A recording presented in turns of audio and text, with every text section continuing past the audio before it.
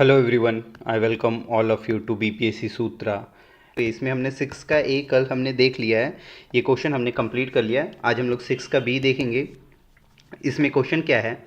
Examine the ecological and economic benefit of solar energy generation in India with suitable example. ठीक, भारत में सौर ऊर्जा उत्पादन के पारिस्थितिक और आर्थिक लाभों की जांच उपयुक्त उदाहरणों के साथ करें।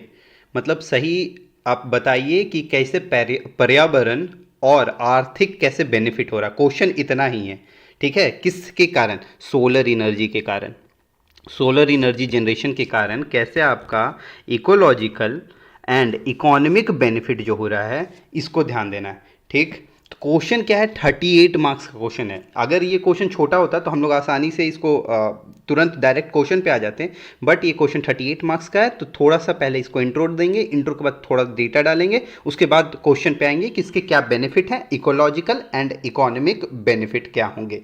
ठीक, तो सोलर एनर्जी वही बताएंगे इंट्रो में कि क्राउन जूल है किसका? रिन्यूएबल एनर्जी ऑफ इंडिया का, जो कि ट्रॉपिक ऑफ कैंसर से पास करता है और हम लोग को 300 से ज़्यादा सनी डेज प्रोवाइड करता है, जिसके कारण क्या बनता है कि वास्ट पोटेंशियल बन जाता है। बहुत ज़्यादा इसमें क्षमता दिखती है हमको। किसके लिए? ये डुअल रोल कंप्लीट करता है, हम लोग का मैनेज करता है कंट्री का डेवलपमेंट गोल को, और साथ ही साथ में इन्वायरमेंटल जो चैलेंज है उसको भी कंप्लीट करता है हम लोग के लिए। तो ये बहुत अच्छा है। उसके बाद एक आप यहाँ पे मैप दिखा देना कि ट्रॉपिक ऑफ कैंसर, यहाँ पे लिख देना Tropic of Cancer passes through 8 state of India. ठीक है, यहाँ पे फिगर लिख करके वही चीज़ सेम जो मैंने अभी बोला वो आप डाल देना। उसके बाद हम लोग देखेंगे नेक्स्ट इसमें, क्योंकि ये क्वेश्चन है ना एनर्जी बेसिस पे है, तो पहले हम लोग को बताना होगा कि एनर्जी के दो फॉर्म है। एक हो गया रिन्यूएबल एनर्जी, दूसरा हो गया नॉन रिन्यूएबल एनर्जी। तो एनर्जी में ही हम लोग बताएंगे, जब रिन्यूएबल एनर्जी में तो सोलर, वाटर, विंड, हाइड्रो, अलग अलग मतलब इसमें बताते जाएंगे। ठीक, और नॉन रिन्यूएबल में क्या होगा कि थर्मल और न्यूक्लियर, ये दोनों क्या हो गया? नॉन रिन्यूएबल में। उसका सोलर में यहाँ गीगावाट लिखना है। ठीक है, तो 97.8 मैंने ये जो डेटा उठाया ना, देखो आप एक बार देख लो, सोलर का 97.8 है, विंड का 48.1, गीगावाट सबके नीचे ये डाल लेना आप, गीगावाट गीगावाट ऐसे करके। हाइड्रो के लिए 46.9, बायो के लिए 11.3, स्मॉल हाइड्रो के लिए 5.1, और टोटल यहाँ पे बताना है कि हम लोग जो जनरेट कर रहे हैं वो 209.2 गीगावाट है। ये कब तक का डेटा है? 1 मार्च 2025 तक का डेटा है। किसके अकॉर्डिंग? नेशनल पावर ग्रिड के अकॉर्डिंग ये डेटा है। ठीक, तो हम लोग ने दिखा दिया। यहाँ पे इंपॉर्टेंट क्या है कि सोलर एनर्जी पे क्वेश्चन है, यहाँ पे हमने इसको हाईलाइट कर लिया कि सबसे ज़्यादा जो जनरेशन हो रहा है वो सोलर एनर्जी के थ्रू ही हो रहा है, क्योंकि वास्ट अमाउंट ऑफ पोटेंशियल है इसका। तो चलिए ठीक है, इसके बाद डायरेक्ट क्वेश्चन पे आ जाएंगे। उस क्वेश्चन में हम लोग देखेंगे क्या कि इकोलॉजिकल, जैसे इकोलॉजिकल बेनिफिट के बारे में जो क्वेश्चन में पूछा है उसके बाद बात करेंगे कि कार्बन इमिशन घटाता है। हाँ भाई, CO2 घटाएगा। क्यों घटाएगा? क्योंकि हम लोग कोल का बर्निंग नहीं कर रहे हैं, हम लोग नहीं कर रहे हैं, लकड़ी नहीं जला रहे हैं, हम लोग कोयला नहीं जला रहे हैं, तो उसके कारण क्या होगा कि कार्बन इमिशन घटेगा। दूसरा होगा एयर क्वालिटी बढ़ेगा। हाँ, क्यों? कार्बन इमिशन होता है तो सल्फर डाइऑक्साइड, नाइट्रस ऑक्साइड, इस टाइप के गैसेज निकलते हैं जो कि नहीं निकलेंगे, तो वैसे होगा। तीसरा जो इकोलॉजिकल बेनिफिट हो रहा है कि प्रिवेंट करेगा नेचुरल रिसोर्सेज। हाँ, नेचुरल रिसोर्सेज को प्रिवेंट करेगा, क्योंकि जो लिमिटेड अमाउंट है, कोल जो है आपका, पेट्रोलियम जो है आपका, वो सब फाइनाइट रिसोर्सेज है, इनफाइनाइट रिसोर्सेज नहीं है, तो ये प्रिवेंट करेगा। चौथा बायोडाइवर्सिटी। जहां भी आप फॉरेस्ट में डिफॉरेस्टेशन करोगे तो वहां कुछ ना कुछ बायोडाइवर्सिटी होगी, फ्लोरा एंड फौना होगी, तो वो सबको आप हैम्पर करोगे, तो ये हो गया प्रोटेक्ट बायोडाइवर्सिटी। उसके बाद लैंड यूटिलाइजेशन इफिशियंसी। इसमें क्या होगा ना कि आप जो भी देखो, बैरन लैंड हो गया, बैरन लैंड या फिर वेस्ट लैंड, जो भी खाली पड़ा हुआ लैंड है, तो उसका हम लोग यहाँ यूटिलाइजेशन हो जाएगा। उसके बाद वाटर कंजर्वेशन। आपको पता होगा कि थर्मल पावर प्लांट से जब भी इलेक्ट्रिसिटी मतलब जनरेट होती है तो उसमें ना आपको वाटर वेस्टेज होता है, बहुत सारा पानी बर्बाद हो जाता है, तो वो को ना कंजर्व करेगा। क्यों? सोलर एनर्जी के थ्रू। तो अब यही जो पॉइंट जो है, इसी को हम लोग यहाँ पे ये लिखेंगे कि कार्बन इमिशन में कैसे होगा। तो वही जो आप नॉर्मल जो सोलर एनर्जी है ना, सोलर एनर्जी जो इमिट करेगा बहुत कम अमाउंट, मतलब समझो 0.05%, 0.5 kg पर CO2 पर किलोवाट आवर इतना करेगा 0.5। और जो कोल जो रहेगा ना, कोल जो इमिट करता है, अभी जो हमने बात किया कि क्योंकि कोल इमिट करता है बहुत ज़्यादा, तो 1.2 kg, समझ रहे हो, यहाँ हो गया 0.05, और यहाँ पे क्या हो गया 0.5 है, ये 5 है ठीक, और यहाँ पे क्या हो गया 1.2 kg। कितना डिफरेंस आ रहा है यहाँ पे, कितना आ रहा है यहाँ पे लिख देता हूँ CO2 पर किलोवाट पर आवर ठीक। तो इतना इमिट कराएगा। एयर क्वालिटी में क्या हो जाएगा कि वही जो हमने अभी बात किया कि SO2, nitrous oxide, sulphur dioxide, PM2.5, ये सब का PM2.5 ये सब का डिक्रीज हो जाएगा सोलर एनर्जी के जनरेशन के कारण, इसके थर्मल एनर्जी के रोकने के कारण ठीक। उसके बाद वाटर कंजर्वेशन में अगर आएंगे तो 3 से 4 मिलियन लीटर वाटर बचाएगा पर डे पर मेगावाट ठीक है, ये इतना सेव करेगा सोलर एनर्जी। उसके बाद लैंड यूटिलाइजेशन पे आएंगे तो वही जो वेस्ट लैंड है, तो एग्जाम्पल एक डाल देंगे, बैरन लैंड और वेस्ट लैंड का हमने बात कर लिया कि उसमें हम लोग लगा देंगे जो भी सलाइन लैंड आया ये सब है, तो एक एग्जाम्पल इसमें लिख लेंगे चरंका सोलर पार्क का, या फिर रेवा का भी डाल सकते हो, रेवा सोलर पार्क MP वाला। चरंका है गुजरात में GJ से लिख रहा हूँ गुजरात, MP से लिख रहा हूँ MP ठीक है, मध्य प्रदेश ठीक। तो ये ना पूरा ना सॉल्ट पैन पे बना हुआ है, सॉल्ट पैन जो वेस्टलैंड है ना उस पे बना हुआ है, वेस्टलैंड ठीक। और ये बना हुआ है बैरन लैंड पे बना हुआ है। उसके बाद क्या होता है कि प्रोटेक्ट बायोडाइवर्सिटी। कैसे प्रोटेक्ट करेगा बायोडाइवर्सिटी कि जो भी इंट्रूजन होगा ना, जैसे आप डिफॉरेस्टेशन करोगे, कुछ भी करोगे तो इंट्रूड करोगे ना आप किस में, फॉरेस्ट वाले जोन में, तो वो चीज़ से आपको क्या बचाएगा, फ्लोरा एंड फौना को सेव करेगा। लिख देता हूँ फ्लोरा एंड फौना ऐसे सेव होगा यहाँ पे ठीक है। उसके बाद प्रिजर्व नेचुरल रिसोर्सेज, तो वही कि क्योंकि कोल है, पेट्रोलियम है, ये सब क्या है, फाइनाइट है, फॉरेस्ट है, ये सब क्या है, फाइनाइट है रिसोर्सेज, तो उसको प्रिजर्व करेगा। अब देखो हमने इकोलॉजिकल बेनिफिट देख लिया, उसी तरह से सेम हमें इकोनॉमिक बेनिफिट देखना है। तो इसमें क्या है, कटिंग फ्यूल इंपोर्ट। अब इंडिया जानते हो कि मोस्टली जो हम लोग जो डिपेंडेंट हैं, सऊदी अरेबिया, रशिया, कुछ ईरान, इराक, मतलब अलग अलग कंट्री पे हम लोग डिपेंडेंट हैं, किसके लिए, फॉसिल फ्यूल के इंपोर्ट के लिए। तो वो डिपेंडेंसी हमारे डिक्रीज़ करेगी, उसके कारण क्या होगा कि जियोपॉलिटिकल मतलब पावर हमारा ज़्यादा बढ़ेगा, ज़्यादा अपना बात रख पाएंगे क्योंकि किसी पे डिपेंडेंट नहीं होंगे ठीक। दूसरा चीज़ क्या होगा, इकोनॉमिक लेकिन बेनिफिट कर रहा है, तो इसलिए हम लोग जियोपॉलिटिकल वाले एंगल पे नहीं जाएंगे, सिर्फ यहाँ पे फॉरेक्स पे बात करेंगे ठीक है, कि इससे हमारे पास बढ़ेगा हम लोग का। हाँ, क्या होगा कि fiscal deficit FD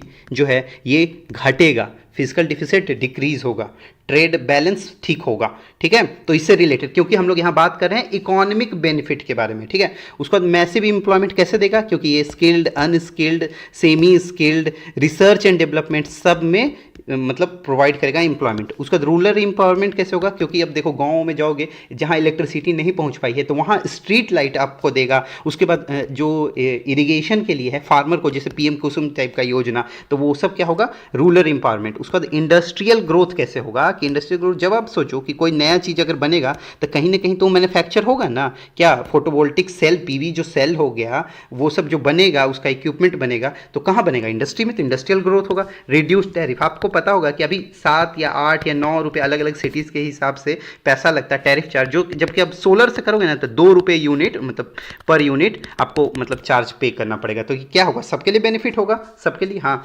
boost innovation, नया इनोवेशन होगा, हम लोग बाहर किसी जैसे USA या अलग कंट्री के को भी एक्सपोर्ट कर सकते हैं। तो क्या होगा, प्रमोट करेगा इनोवेशन और स्टार्टअप को। अब यही सारी बात को हम लोग यहाँ पे लिखेंगे। देखो सबसे पहले कटिंग फ्यूल इंपोर्ट, आपको पता होगा कि 2023 के फाइनेंशियल ईयर में हमने सेव कर लिया था 4.2 बिलियन, सेव $4.2 बिलियन ठीक है। हमने कैसे सेव कर लिया था, सोलर के कारण, कोल और ऑयल का इंपोर्ट को घटा करके, इंपोर्ट को डिक्रीज करके, ये हमने कर लिया था 2023 में ठीक है। मैसिव एम्प्लॉयमेंट हमने अभी बात किया था कि semi skilled, skilled, unskilled, unskilled, और R&D में ये एम्प्लॉयमेंट प्रोवाइड करेगा। उसके बाद क्या हो गया, रिसर्च एंड डेवलपमेंट, इसका मतलब है रिसर्च एंड डेवलपमेंट, ठीक है। रूरल एम्पावरमेंट, अभी हमने बात किया कि जो रूरल एम्पावरमेंट जैसे कहीं कहीं फैसिलिटी नहीं पहुंच पाती है तो इलेक्ट्रीफाई करेगा, इलेक्ट्रीफाई विलेजेस जहाँ आउट, जैसे लद्दाख उद्दाख वाले रीजन जहाँ नहीं पहुँच पाता तो वहाँ आप यूज कर सकते हो, मतलब ठीक है। तो वो ये हो गया, और बहुत सारे रीजन जहाँ मतलब जंगल है, ये है, जहाँ इलेक्ट्रिसिटी का प्रोवाइड नहीं कर पाता वो सब। उसके बाद हमने बात किया था पीएम कुसुम के बारे में,